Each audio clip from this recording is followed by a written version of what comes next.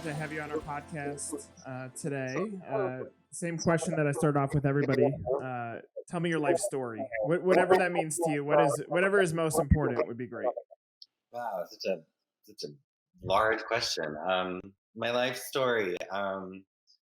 I was a child actor in the movie School of Rock, and then that impacted my life in a large way. Had kind of a resounding effect on who I became, who I was, um, uh, opportunities following, and then I kind of came full circle. I had a lot of challenging years. I experienced a lot of bullying after the film because I played I was a child actor at the time, so I played a gay character in a film in 2003, which was tough to go through at that age and in that time. And now I'm out on the other end, and I'm living this happy, full, authentic life as a singer and an actor, a songwriter and an actor. And yeah, I've done a lot of self help work and self care, and I wanted to start sharing that with people. So now I have a life coaching business where other people can learn to accept and love themselves and live in that sort of headspace. And that's the reason I do this work as a result of my trajectory from bold and confident, 15 years of not bold and confident, and then coming full circle. I love it. So obviously a lot to unpack there. I want to go back to the moment that you're becoming a child actor, and going down that pathway, which I assume was influenced by others guiding you to that moment. But how does that come about? How do you even get to the stage of now you're a child actor? Uh, I think that I was just annoying enough to my parents in letting them know that that was something I wanted to do. That finally they were just like, sure. I was like so outwardly expressive my whole childhood. I would perform at holidays unasked. And I was a very expressive little boy. And so I think it was just kind of bound to happen. I remember I got my first agent because I just walked up to somebody with a camera and I was like, "Hi, I would like to be on that." Um, and he was like, "Wow, this kid's a star." And then he recommended an agent, and my mom connected me with the agent. And then School of Rock was actually my second professional audition ever. So I kind of thought I had it in the bag, and then and then I went on a little bit of a rough journey afterwards. And yeah, What? So obviously at that age, from a brain development standpoint, understanding all that's going into it is like so much in the moment. How do you like as you reflect back on that, especially as a life coach? How do you relate to it? How do you understand the impact of that in a moment like that? I mean, psychologically, it's actually like super fascinating, I think, and that's kind of what I've gotten in, why I've gotten into what I've gotten into, because I took a moment to kind of assess all the things that are important to me at this stage of my life, and I'm super proud of the journey I've been on, especially in the past couple of years, where I started to kind of correct all of the negative imaging I had come up with for myself over the years following that role. And yeah, I mean, it was just kind of a heightened example of what happens when you make fun of the way someone walks and talks growing up, right? They have terrible self esteem issues, and then that affects the way that they operate in the world so that they can't operate in a confident, authentic way. They operate instead in an overcompensating way and in a way that they don't think that they're deserving of love. And I those are things that I'm just spewing out, but those are like hard concepts for people to swallow sometimes. But it was just mine was just a magnified sense because I had the whole world telling me that I was something and I didn't want to be that, and so I did a lot of self-destructive behavior underneath the surface, which came out in my adult years, and and so now I'm just kind of removing all that, and I'm living in this more unfiltered, healthy way where I respect myself and I value myself and I know my self worth. All things that I didn't ever think were going to be options for me. So I guess it's just from a life coach standpoint, it's important for me that people know that it is optional. Happiness is optional, and we can make that choice. We just need to work at it. Yeah, I'm super fascinated by this because for multiple reasons, but one is I wrote a book called Sticks and Stones, and the philosophy that I unpack in the book is that everybody that ends up having success has some sort of pain in their past that they end up looking at in a different way. So in the moment, it feels very half empty because you don't understand the pain. And in my situation, it was being called fat for the first time, which then caused me to get heavier and turn into a 300-pound high schooler that got all the teasing and bullying that came alongside that. And in the moment, it sucked. I couldn't understand what that pain was. Later on, as I start to find my momentum, I start reflecting back and seeing it as actually fuel for my success. It's something that I don't want to go back to. I want to take those moments and feel really good about what I was able to accomplish by getting through that. So as you reflect back in a moment like being in a movie that has tremendous success, do you look at that and going through that you're put on such a pedestal for being an actor, but at the same time you're being bullied by people that are putting you down, partly probably for jealousy and then partly for the nature of our world just being full of assholes. Yeah, no, I mean, I love my journey. I kind of love, especially now that I'm able to kind of all embrace it. I love what I did as a kid was powerful. People saw themselves on screen in a way they hadn't maybe seen themselves represented before, and I've learned the power of that. And I think that um, and then I think that anyone who, it's important to remember that anyone who had a problem with what I did as a child, that's not has nothing to do with me. It has to do with them and their own Right. vision of themselves and the way they were raised and what they're projecting onto me. I, of course, was too young to know that. I was just like, oh, there's something wrong with me. I need to change. I need to adapt. I need to be accepted. Um, and then nowadays, yeah, I mean, I agree with you. I feel like uh, Aretha Franklin said, the the rough side of the mountain is the easiest to climb. The smooth side has nothing to hold on to. Right. Um, and so, yeah, I mean, I feel like I kind of love that my life was a little rough, and I have the story to share. It's really taught me the power of a story, which I stress with my clients a lot. Once we're able to love and accept every aspect of our story, and then we put it out there, it can inspire someone else. How did your parents respond to that? Because I could even my mom. She read my book for the first time, and the tears came out, and I never put myself in her shoes to understand what was it like to be an outsider when your child's going through some of the pains that they go through. But how did your parents how have they reacted to some of the challenges that you've had to overcome as a human? Yeah, I mentioned before we started that I'm planning on doing a podcast, and one of the episodes I want to actually interview my mom because no one's actually gotten to hear her side of everything. Yeah. I want to. I don't even. I would love to talk more to her about what it was like to be a consenting adult throughout this whole process because I Right. was just a child, right? So it's like it's super fascinating. My parents were great though; they're very loving and supportive. I was actually just talking about this the other day, like. They're they just knew that they couldn't change the world, right? So they wanted to encourage me to be safe and to make choices, right? But I think there was a little bit of sacrificing of my self ownership and just knowing that I'm already perfect and I don't need to change. But I don't think that was intentional. My parents loved me and they made sure that I knew that I was loved. I've always felt very supportive. They've always been very involved, which is important, right? Because I think a lot of the people who would have gone through what I've gone through, in the LGBTQ community, there's a very high suicide rate, especially because of bullying and because of a lack of self worth and just not knowing that there are options for us. And so I was dealt a great deck of cards because I had very supportive parents who, even though they didn't knew what to do necessarily about the situation, they knew that they needed to be involved in my life, and so I never felt like I was alone per se. Yeah, that's awesome to have. I think my parents had. I always felt the same way. I never saw them as part of the issue. As I reflect back, I'm like, my mom couldn't be there to stop the bullies. She couldn't be there to protect me, and I would imagine, and the deep conversation hasn't even happened with my family to say what goes on through your mind when your kid is being treated like shit. How do you keep it together? Because it's like you can only protect your child so much, you know. Right. So Yeah. yeah, go ahead. No, I mean, yeah, that's well said. So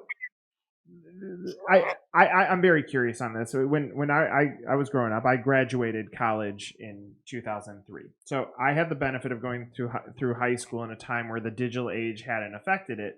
In today's time, obviously, digital bullying is probably at an all time high. But on the reverse, judging you for your sexual preference is probably at an all time low. It's now becoming like we're changing as a society, so that might be coming down, but the bullying in a digital world is coming up. Do you feel like it doesn't, like, it certainly would change how someone would go through a challenge like that today, but it doesn't make it better because of technology kind of replacing some of the understanding that's happened? Yeah, yeah. I mean, I don't think like we're making great strides, right? But I just organized, performed and hosted an event called LGBT Songwriters Night for Pride Month, and I boosted the post on Facebook to make sure we got like Sure. maximum exposure. And somehow it became a hotbed for all the people who have an issue with LGBTQ community. So that was just kind of proof to me that it's still, we have such amazing strides, but there's always gonna be opposition. And odds are, if we're doing something right, people are gonna find an issue with it, Yeah, right? So right. like, that's what I find like with my coaching. You know, if I'm saying the right thing, there's gonna be someone who it strikes wrong because it sits with them wrong because it addresses a part of them that they don't want to talk about. Right. I think there's always going to be like contrast. Um, I don't know if that answers your question totally, but so like technologically speaking, the digital age. Yeah, I mean, I from a life coaching standpoint, I hate social media because it's so detrimental to so many things, but it's also so important because I'm also a songwriter and an actor, so it's been Right. so helpful with building an audience. So it's really a double-edged sword. Double-edged sword. Yeah, completely. Yeah. I mean, one area goes down, the other area goes up. It still evens out. There's going to be pain points. So, as a life coach, having gone through this, I'll put this statement. My son, he's 7, comes back from coding school and says a kid punched him in the stomach. I'm like, well, I feel sad about that because now he's going through some of the stuff that I went through, but I don't know how to coach him through these tough situations because do I tell him fight back, kick his ass, or do I say be the bigger person? Like, how do you advise people that are going through things that you went through? Because I can advise the way that I went through it, but what is your advice for people that have to deal with some of these pains that they face every day? Yeah, so I think that there's power in like owning things, right? So my first thing would be like to like I just got super emotional hearing that story, right? So like I'm like I have to carry on the conversation, right? But at the same time, like I want to live in this authentic place where I'm acknowledging that like this emotion is coming up.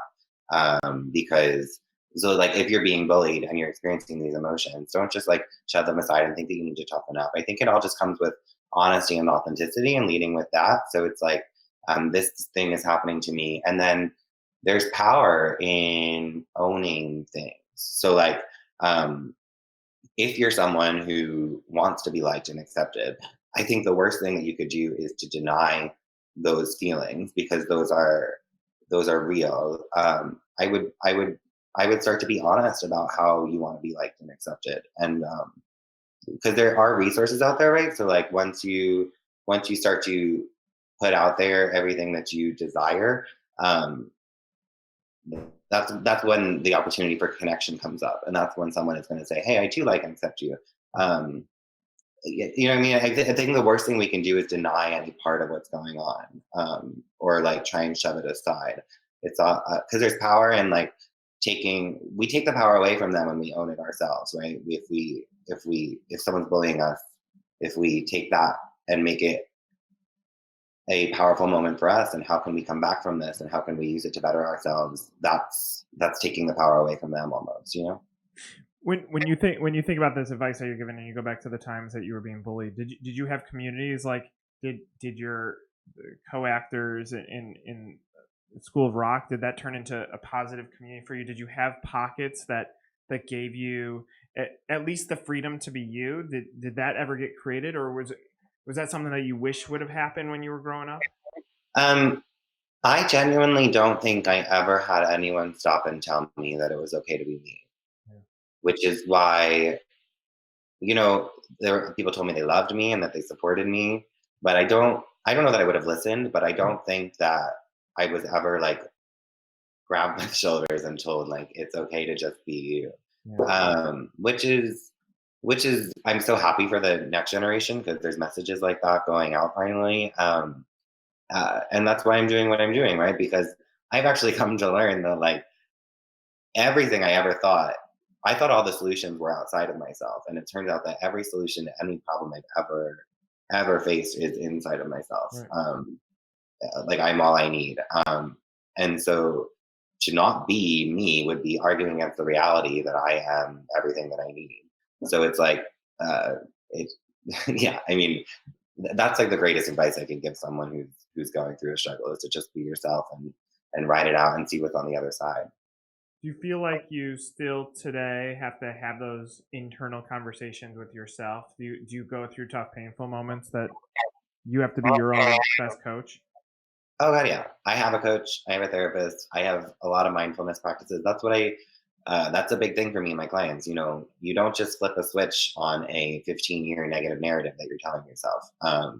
That you have to insert a positive, powerful narrative every day to counteract that. Yeah.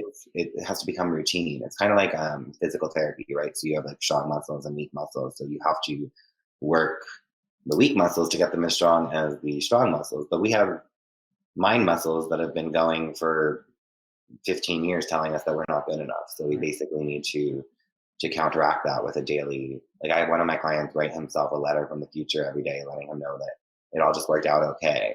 And because like and that infuses a positive narrative into the start of his day every day. And then he goes about the day knowing that whatever happens, it's all gonna work out in the end. I love that. I without a coach saying go write that letter, I did it to myself, and I did it too because I certainly don't get bullied the way that I did before. I still have bullies in my life that I have to combat with, but like at the end of this life, whenever the end is, it's like all that's irrelevant. It's like, were you your authentic self? Did you give your can you walk away saying you did your best? Did you love people as much as you were tried to get loved? So that it's so much bigger than all this bullshit that we deal with on a daily basis. But it's hard to sit there and reflect back on it when you're so stuck in the moment. Right. Yeah, I always say that if you're ever like over worried or overstressed or overwhelmed, just go to a nursing home and just walk around and see that like no one gives a shit anymore because it's just not that big of a Not deal. that big a deal, right? Like, I mean, I know that's like a little depressing, but at the same time, like old people have it figured out. They know that it doesn't matter. Yeah, they are no longer trying to impress people. They're trying to feel gratitude for the time that they had. Yeah, and most folks, anybody that's gone through losing someone close to them and have seen it to the end, they're not talking about the shit. Sometimes there's regret of not spending more time with your family or not doing some more of the things that you truly did love. Yeah. But the stuff like the sticks and stone shit doesn't matter.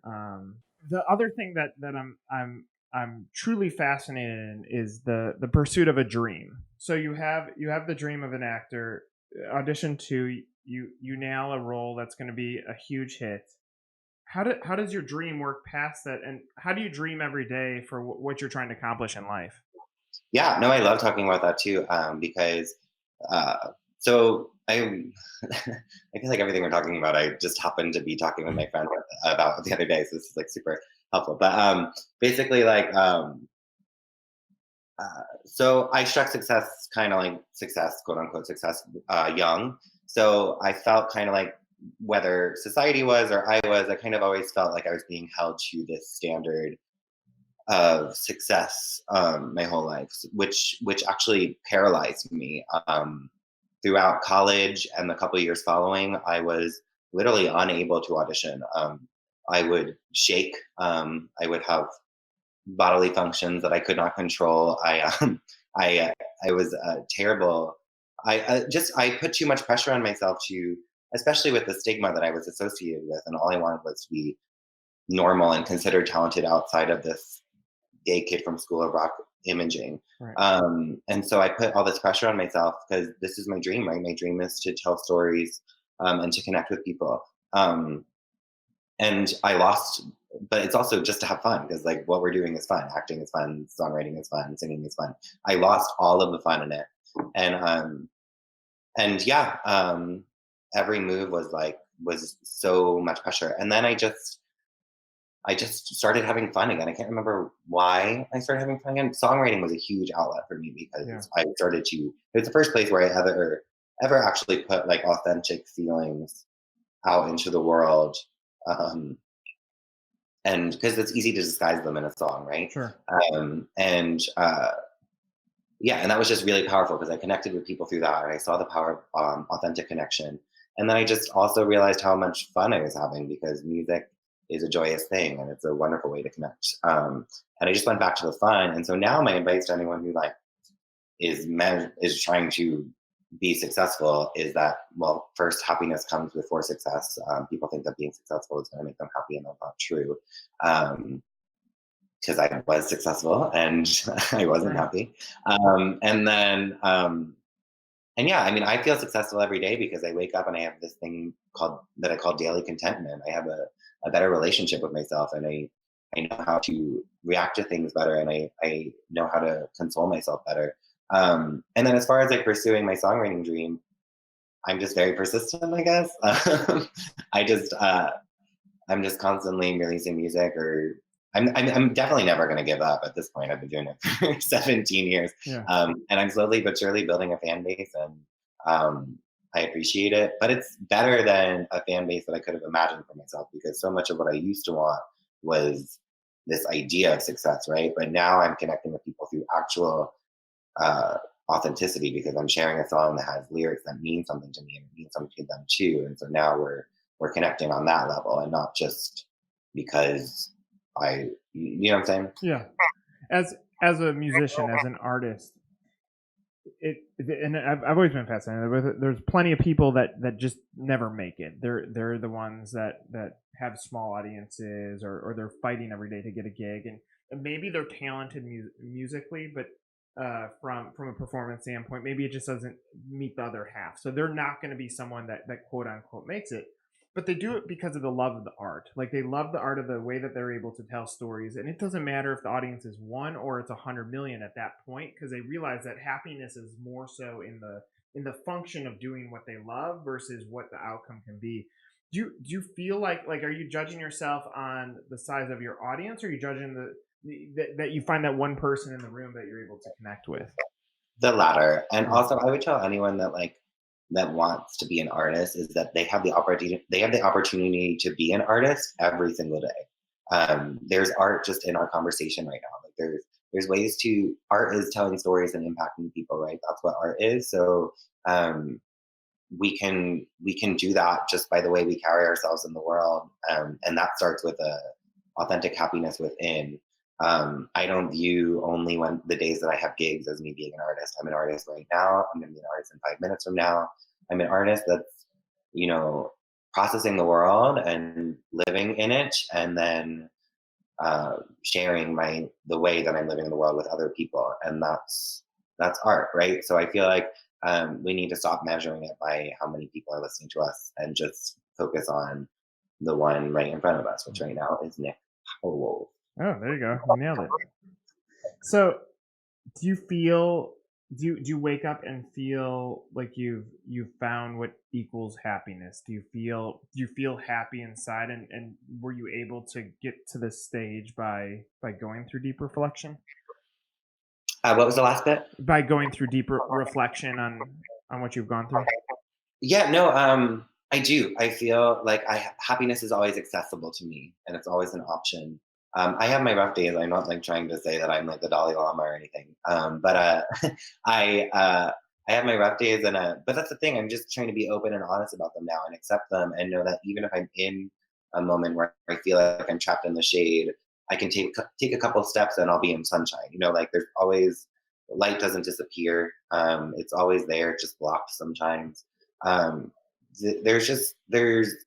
there's lots of ways that we can access happiness, and that's a whole movement that's happening right now. There's this huge spiritual movement that's happening right now where people are realizing that, because for so long we just kind of lived in the comfort of our shadows, and we're realizing that we don't have to do that. Heaven quote unquote heaven is accessible right here, right now on this earth, and it starts within.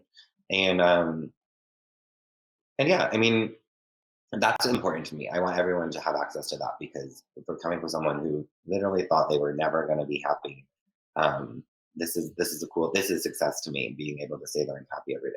I love it. Yeah, and Brian, I appreciate this conversation for many reasons. One being, I always find it interesting how life works. That at some point in 2003, I'm watching School of Rock and falling in love with the movie. Probably not understand the purpose of what that means, and then you flash forward 16 years, and you and I are talking. I appreciate the fact that you battled through something that was similar to me, but on a much different scale. That's hard for humans to go through. Humans are I have no better term other than dickheads. That they just treat you so poorly and without any regard for what that means on you long term. And some of us take longer for us to overcome that. And I appreciate that you've come there. And my hope is through this art that even if it's just one human being that can watch this and say, all right, maybe my life's not so bad. Maybe I should look within. Maybe I should have a little bit more reflection. Then mission accomplished. And I appreciate you having the conversation with me. Yeah, and like people underestimate that. People underestimate the in between chapters, right, between the so-called happy ending and like the drama. And people underestimate how difficult it is to pull yourself out of that place, like you and I have, and like a lot of people have. And so my job is I want to talk to more people about their in between chapters and what are the actual steps you can take to get here too. Love it. Yeah, and I love the fact that we're labeling you as life coach because I mean even googling you it says the gay kid from School of Rock. I think that's an unnecessary label. You're a life coach. You're here to make a difference, and I appreciate that. Thank you. I appreciate you too. Thanks, Brian.